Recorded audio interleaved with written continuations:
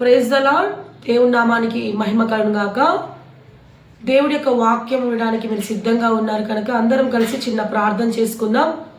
స్తోత్రం నాయన మహాపరిశుద్ధుడా, జీవగల తండ్రి, వాక్యాన్ని బోధిస్తుండగా నీ శక్తిని నాలో నింపి నీ ఆత్మ ద్వారా మాట్లాడే శక్తిని అనుగ్రహించమని క్రీస్తు నామమున అడుగుచున్నాను తండ్రి, ఆమేన్. దేవుని యొక్క ప్రియ కుమార్తె ఈరోజు దేవుని యొక్క వాక్యంలో జ్ఞానవంతురాలు తన ఇల్లుని కట్టును, మూఢురాలు తన ఇల్లుని పెరికివేయును. జ్ఞానవంతురాలైనటువంటి స్త్రీ విషయంలో సామెత గ్రంథంలో మనం చూస్తాము. మరి జ్ఞానవంతురాలు ఏమి చేస్తుంది, జ్ఞానవంతురాలు యొక్క పని ఏమిటి, జ్ఞానవంతురాలు యొక్క గుణాలు ఏమిటి అని మనం ఆలోచించినట్లయితే, జ్ఞానవంతురాల విషయంలో మనం చూసినట్లయితే ఒక స్త్రీని ఈరోజు మనము పరిచయం చేసుకుందాము. 1వ సమూయేలు 25వ అధ్యాయంలో అబిగాయేలు అనేటువంటి ఒక స్త్రీ, ఆ స్త్రీ ఒక మంచి సుందరమైనటువంటి స్త్రీ, ఒక చక్కని హృదయానికి అన్నటువంటి స్త్రీ. మరి ఆ యొక్క స్త్రీ తన యొక్క భర్తను మరి ఒక ప్రాణం నుంచి రక్షించుకున్నటువంటి ఒక మంచి స్త్రీగా, గుణలక్షణమైన స్త్రీగా మనము తెలుసుకోవచ్చు. 1వ సమూయేలు 25వ అధ్యాయంలో సమూయేలు మృతి చెందిన తర్వాత అక్కడ 20వ అధ్యాయం చూసినట్లయితే 1వ వచనంలో సమూయేలు మృతి చెందగా ఇశ్రాయేలు అందరూ కూడుకొని అతను చనిపోయినని ప్రలాపించను. రామాలో ఉన్న అతని ఇంటికి అక్కడ పారాన్లో దావీదు తన యొక్క అరణ్యంలో ఉంటున్నప్పుడు తన పనివారు ఉన్నారు.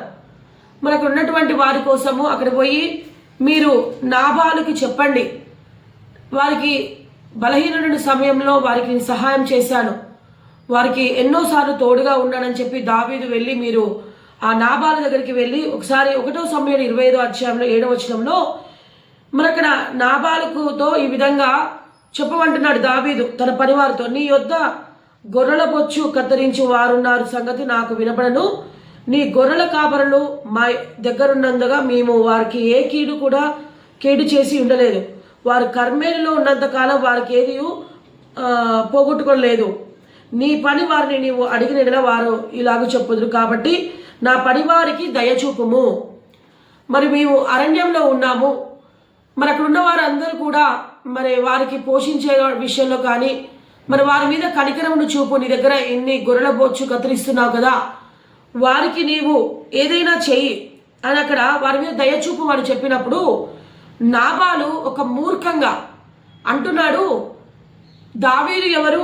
అక్కడ ఉన్నటువంటి విషయంలో 1వ సమూయేలు 25వ అధ్యాయం 10వ వచనంలో నాబాలు దావీదు ఎవడు, యెషే కుమారుడు ఎవరు, తమ యజమానుని విడిచి పారిపోయిన దాసులు ఇప్పుడు అనేకులు ఉన్నారు. సౌలు ఆ గొల్యాతు విషయంలో దావీదు చంపినప్పుడు ఆయన పారిపోయిన వాడు అని ఒక ఎగతాళిగా చేశాడు. అంటే ఆయన కావాలని పారిపోలేదు. సౌలు అభిషేకించబడిన వ్యక్తి, అతను ఏదైనా చేయొచ్చు, కానీ తాను అరణ్యంలో ఉన్నప్పుడు ఒక చిన్న చూపుగా అక్కడ దావీదును చూశాడు. చూసినప్పుడు యెషే కుమారుడు ఎవరు, మరి దావీదు ఎవరు అని అడిగినప్పుడు మరి ఆ విషయము మరి తన యొక్క పనివారు ఆ మాటలు విన్న తర్వాత వాళ్ళు వెళ్ళి వెంటనే దావీదుకు సెలవిచ్చాడు, ఇదిగో దావీదు మహారాజా, ఇదిగో ఈ యొక్క నాబాలు అనేటువంటి వ్యక్తి మరి నీకు చెప్తూ ఉన్నాడు, మరి ఆయన నిన్ను చూసి పారిపోయినవాడు అని హేళనగా మాట్లాడాలని చెప్పినప్పుడు అప్పుడు దావీదు చాలా మొండిపడి వెంటనే అతన్ని చంపాలని తన రథములను తన యొక్క వారిని సిద్ధపరిచినప్పుడు అక్కడ 18వ వచనంలో అందుకు అబిగాయిలు నాబాలుతో ఏమీ చెప్పక త్వరపడి మరి ఆమె ఆ పనివారు ఇదిగో దావీదు నాబాలుని చంపడానికి వస్తున్నాడు అని ఎప్పుడైతే తెలుసుకున్నారో అక్కడ ఉన్న వ్యక్తి వచ్చి వెంటనే తన భార్య చెప్పాడు, అబిగాయిలుతో చెప్పాడు, ఇదిగో నీ భర్తను చంపడానికి వస్తున్నారు మరి దావీదు అని చెప్పాడు. వెంటనే ఆమె తన భర్తను రక్షించుకోవడం కోసము మరి బుద్ధి గల దానిగా మరి దేవుని యొక్క ఆమె యొక్క కనికరమును పొందిన బిడ్డగా 18వ వచనంలో అబిగాయిలు నాబాలుతో ఏమీ చెప్పక త్వరపడి 200 రొట్టెలను, రెండు ద్రాక్షరసపు తిత్తులను, పండిన 5 గొర్రెల మాంసములను, 5 మానికల వేచిన ధాన్యమును, 100 ద్రాక్ష తీగలను, 200 అంజూరపు ఆడగార్ధములను చేయించి మీరు నాకంటే ముందుగా పోడి నేను మీ వెనుక నుండి వచ్చిందని పనివారికో చెప్పాను. చూడండి, వెంటనే ఇవన్నీ తను మరి దావీదు అడిగినప్పుడు ఇవన్నీ ఇవ్వలేదు. కానీ ఆ అబిగాయిలు వెంటనే భయపడి, ఇదిగో ఆ దేవునికి భయపడి, ఆ రాజుకు భయపడి, మరి అతను అభిషేకించబడిన వ్యక్తి గొల్యాతును చంపాడు, అతని మీద అభిషేకం ఉందని గ్రహించి ఆమె వెంటనే తన యొక్క దగ్గర ఉన్నవన్నీ కూడా తన వారితో ముందుగా పంపించాడు. అప్పుడు అంటున్నాడు, వెంటనే అబిగాయిలు దావీదుని కొని గర్భం మీదకి త్వరపడి తిరిగి దావీదుతో సాష్టాంగపడి నమస్కారం చేసి ఆయన పాదములు పట్టుకొని ఇట్లా, నేను నా ఏళ్ళవాడ, నా దోషము నా యందు ఉంచుము, నీ దాసురాలు నన్ను మాటలాడనిమ్ము, నీ దాసురాలనైనా నేను చెప్పు మాట ఆలకించము, నా ఏలినవాడైనా దుష్టుడైన ఈ నా బాలును లక్ష్య పెట్టవద్దు, అతని పేరు అతని గుణమును సూచించుతున్నది, అతని పేరు నాబాలు, మోటుతనము అతని గుణము, నా ఏలినవాడు పంపిన పనివారు నాకు కనపడలేదు. కాబట్టి నా భర్త ఒక మొరటివాడు, ఒక మూర్ఖుడు, దయచేసి అతని పేరులోనే ఉన్నది ఆ మూర్ఖత్వం అయ్యా అని కాళ్ళు పట్టుకొని దావీదును అడిగానే దావీదు ఆమె యొక్క ప్రార్థనను, ఆమె యొక్క మనవిని ఆలకించి తగ్గించుకొని, ఇక నువ్వు వెళ్ళు, నేను ఏమి అనను, ఇక అతనిని ఏం చంపను, నీ యొక్క మరి తగ్గింపు ద్వారా నీ భర్తను రక్షించుకున్నావు అని చెప్పి దావీదు మరి ఆమెను తిరిగి క్షేమముగా పంపించారు. ఎప్పుడైతే క్షేమముగా పంపించిన తర్వాత వెంటనే అబిగాయిలు తన భర్తకు ఆ రోజు చెప్పకుండా మరి తాను 1 సమూయేలు 25వ అధ్యాయము ఇక్కడ 36వ వచనంలో అబిగాయిలు తిరిగి నాబాలు వద్దకు రాగా రాజు విందు చేసినట్లు అతని ఇంటిలో విందు చేసి త్రాగుచు బహు సంతోషం మత్తుగా ఉండేను. ఆమె వెళ్ళి చెప్దామనే లోపల ఆయన మంచిగా ఇక ఫుల్ ఎంజాయ్ చేస్తున్నాడు, తాగిన మైకంలో మత్తుగా ఉన్నాడు. ఉదయమున నాబాలు మత్తి తగ్గినప్పుడు భార్యతో ఈ సంగతి చెప్పగా భయము చేత గుండె పగలెను. ఇదిగో నాబాలు, నువ్వు దావీదుకి నువ్వు ఇవ్వమన్నది ఇవ్వలేదు, అతన్ని చిన్న చూపు చూస్తావు, అతను చంపడానికి దగ్గరికి వచ్చారు, కానీ ఇవన్నీ సిద్ధపరిచినప్పుడు మరి నువ్వు ఈ విధంగా అన్నప్పుడు వెంటనే ఎప్పుడైతే నాబాలు ఆ మాట విన్నాడో వెంటనే బిగుసుపోయాడు. వెంటనే అక్కడ జరిగినటువంటి విషయం ఏంటంటే 30వ వచనంలో మరి అది చెప్పిన తర్వాత 30వ వచనంలో 10వ దినముల తర్వాత యెహోవా అక్కడ 30వ వచనంలో ఉదయమున నాబాలు మత్తు తగ్గినప్పుడు అతని భార్య అతనితో ఆ సంగతులు తెలియజెప్పగా భయము చేత అతని గుండె పగలను, అతను రాతి వలె బిగిసిపోయాడు. ఇదిగో దావీదు వచ్చి నేను చంపాలనుకున్నాడు నాబాలు అని తన భార్య చెప్పినప్పుడు వెంటనే బిగిసుకుపోయాడు. ఆ భయముతో ఆయన వెంటనే 10 దినముల తర్వాత యెహోవా నాబాలును మొత్తగా అతను చనిపోయాడు. దావీదు ఇక ఏమీ చేయలేదు, ఆమె చెప్పిన మాట విని మరి క్షమించి వదిలిపెట్టాడు. మరి ఎప్పుడైతే ఆ యొక్క మూర్ఖుడు, ఆ మొండితనంలో ఉన్న వ్యక్తి తన హృదయాన్ని మార్చుకోకుండా తన ఇష్టానుసారంగా ఎప్పుడైతే ఉన్నాడో వెంటనే జరిగిన విషయం ఏంటంటే ఆమె చెప్పగానే తను బిగిసిపోయి గుండె మొత్తము సడిలిపోయింది. ఆ 10 రోజులు మాత్రమే ఉన్నాడు, కానీ యెహోవా దేవుని యొక్క కోపము అక్కడ అతన్ని మొత్తినట్టుగా మనం చూస్తున్నాం. దేవుని యొక్క ప్రియబిడ్డ, మరి దేవుని యొక్క బిడ్డలను అవహేళనగా చేసినా, దేవుని యొక్క బిడ్డలను హేళనగా చూసినా మరి దేవుడు వారి పక్షమున నిలబడేదానికి ఒక సాదృశ్యం అనుకోవచ్చు. ఒక స్త్రీ, ఒక మంచి జ్ఞానవంతురాలు తన భర్త కోసం విజ్ఞాపన చేసింది.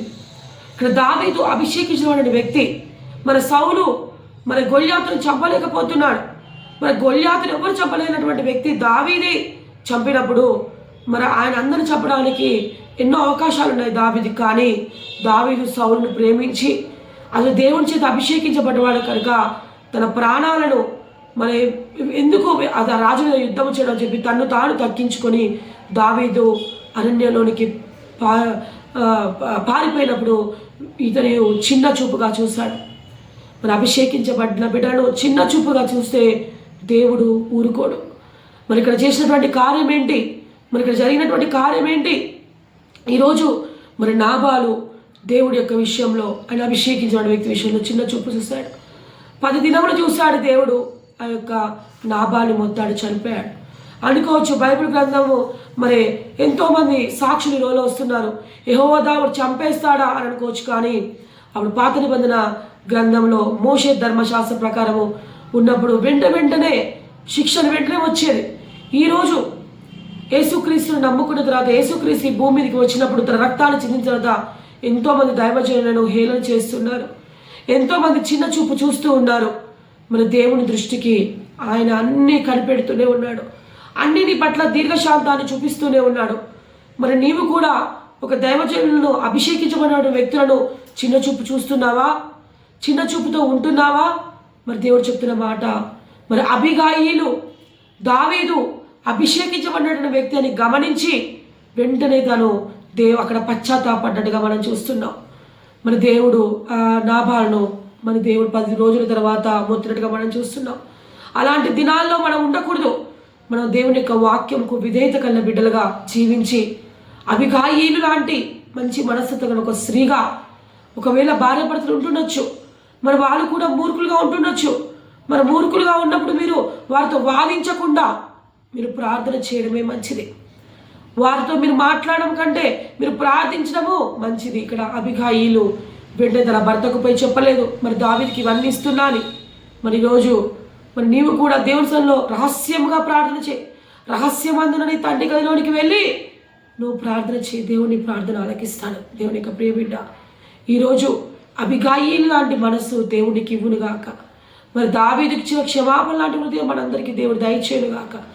నాబాలు లాంటి మూర్ఖ స్వభావం నీలో నుంచి వెళ్ళిపోవునుగాక. దేవుడి వాక్యాన్ని దీవించి ఆశీర్వదించునుగాక. ఆమేన్. ప్రార్థన చేసుకుందాం. స్తోత్రం నాయన మహాపరిశుద్ధుడా, జీవము గల తండ్రి, నీ పాదాలకు వందనాలు ప్రభా. గొప్ప దేవానికి స్తోత్రమయ్యా.